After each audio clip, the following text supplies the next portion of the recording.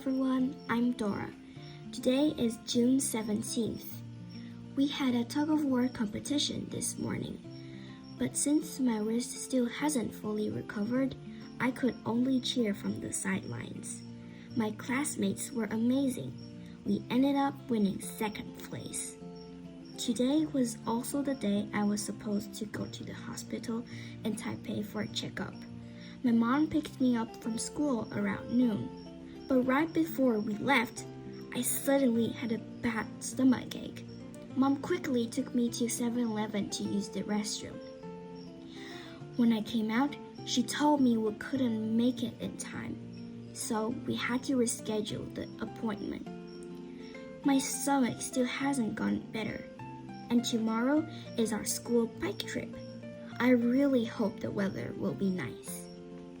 Now, let's move on to today's reading. Wonder. Chapter 6. Pagging Mr. Tushman.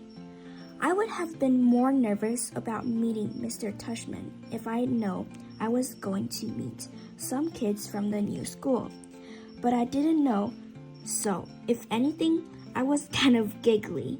I couldn't stop thinking about all the jokes Daddy had made about Mr. Tushman. So, when me and Mom arrived at Beecher Prep a few weeks before the start of school, and I saw Mr. Tushman standing there, waiting for us at the entrance, I started giggling right away.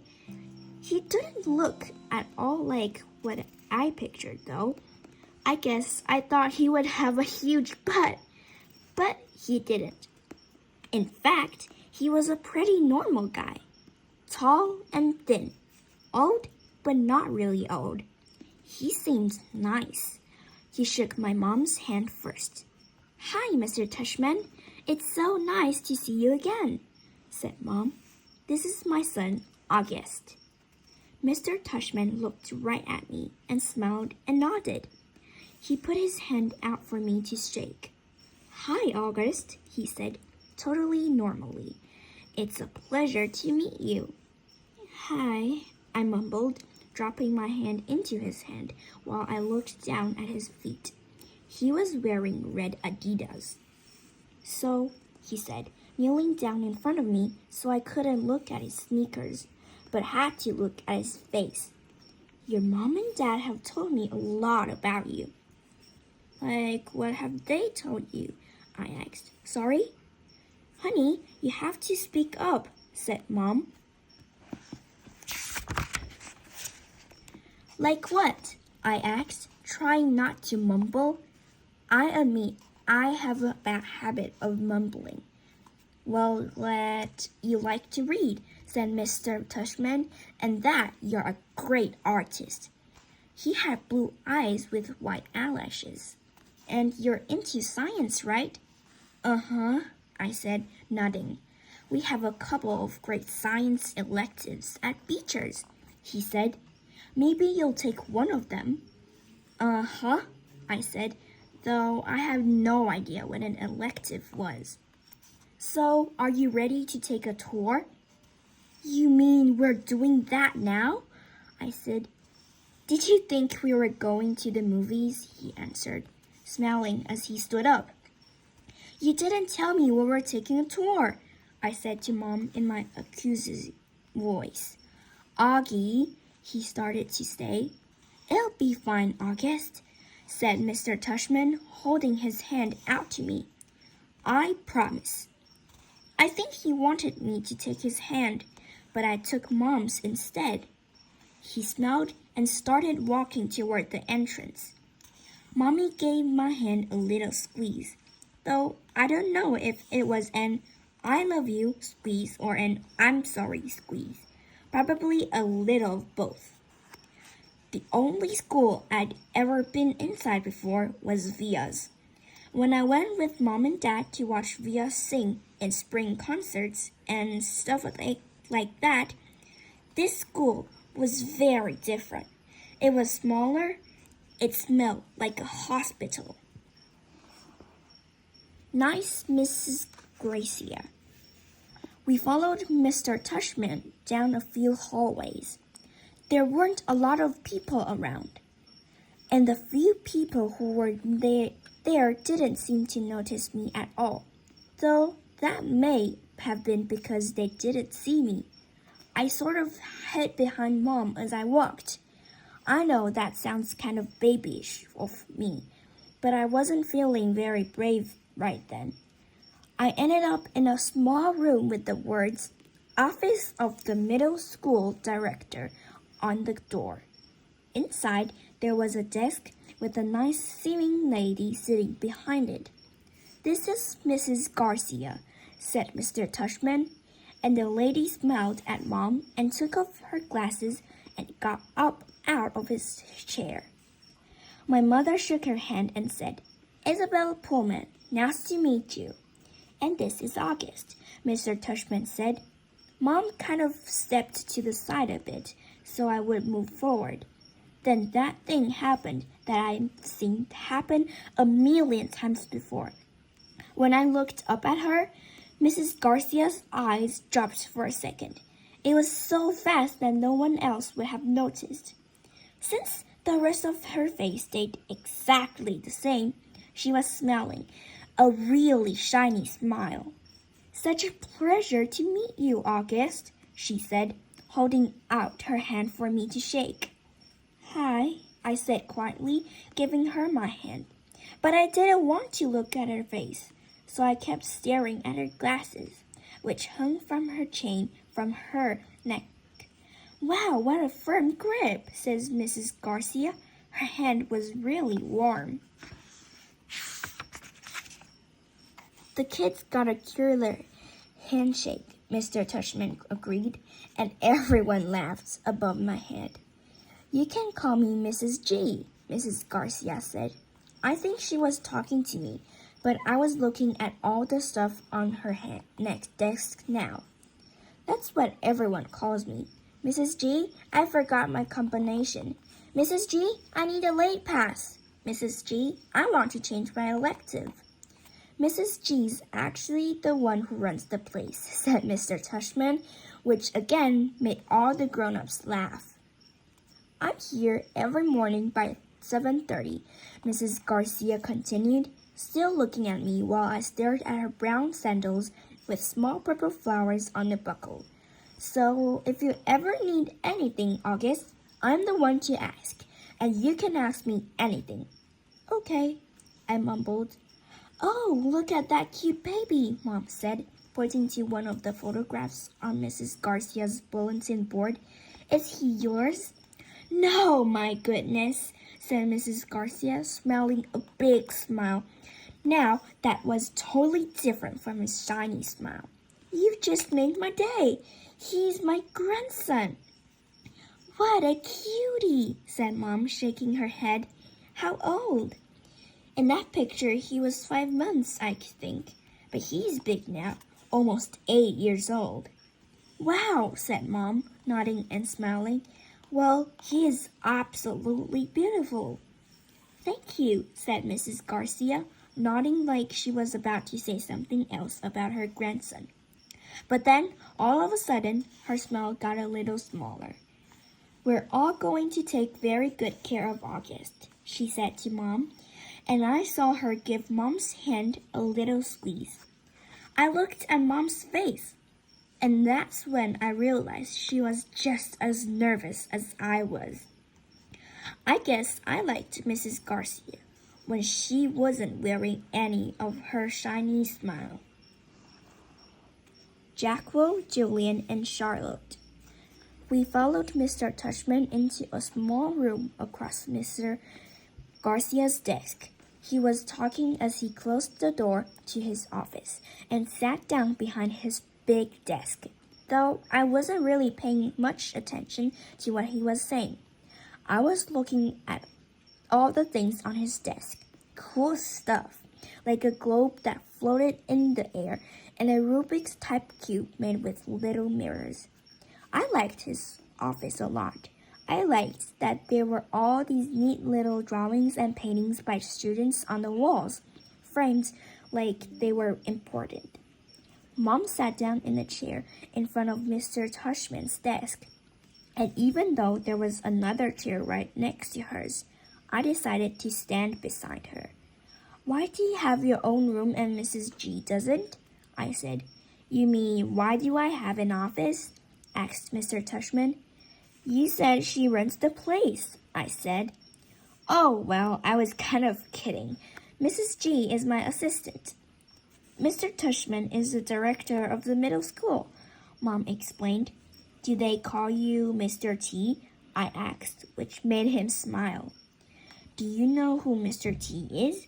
He answered. I pity the fool, he said in a funny, tough voice, like he was imitating someone. I had no idea what he was talking about. Anyone? No, said Mr. Tushman, shaking his head.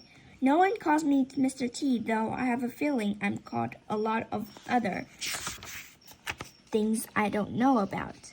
Let's face it, a name like mine is not so easy to live with. You know what I mean? Here, I have to admit I totally laughed because I knew exactly what he meant. My mom and dad had a teacher called Mrs. Butt, I said.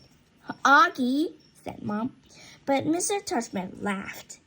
Now that's bad, said Mr. Tushman, shaking his head. I guess I shouldn't complain. Hey, so listen, August, here's what I thought we would do today. Is that a pumpkin? I said, pointing to a framed painting behind Mr. Tushman's desk. Augie, sweetie, don't interrupt, said Mom. You like it? Said Mr. Tushman, turning around and looking at the painting. I do too, and I thought it was a pumpkin too.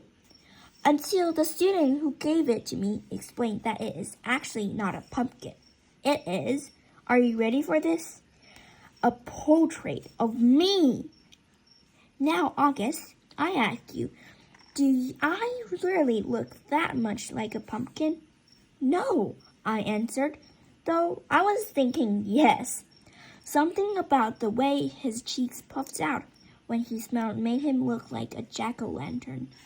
Just as I thought that, it occurred to me how funny that was. Cheeks, Mr. Tushman, and I started laughing a little. I shook my head and covered my mouth with my hand. Mr. Tushman smiled like he could read my mind. I was about to say something else, but then all of a sudden I heard other voices outside the office. Kids' voices. I'm not exaggerating when I say this, but my heart literally started beating, like I just run the longest race in the world. The laughter I had inside just poured out of me. The thing is, when I was little, I never minded meeting new kids, because all the kids I met were really little too. What's cool about really little kids is that they don't say stuff to try to hurt your feelings, even though sometimes they do say stuff that hurts your feelings. But they don't actually know what they're saying. Big kids, though, they know what they're saying, and that is definitely not fun for me. One of the reasons I grew my hair long last year was that I like how my bangs cover my eyes. It helps me block out the things I don't want to see. Mrs. Garcia knocked on the door and poked her head inside. They're here, Mr. Tushman, she said. Who's here? I said. Thanks, said Mr. Tushman to Mrs. Garcia.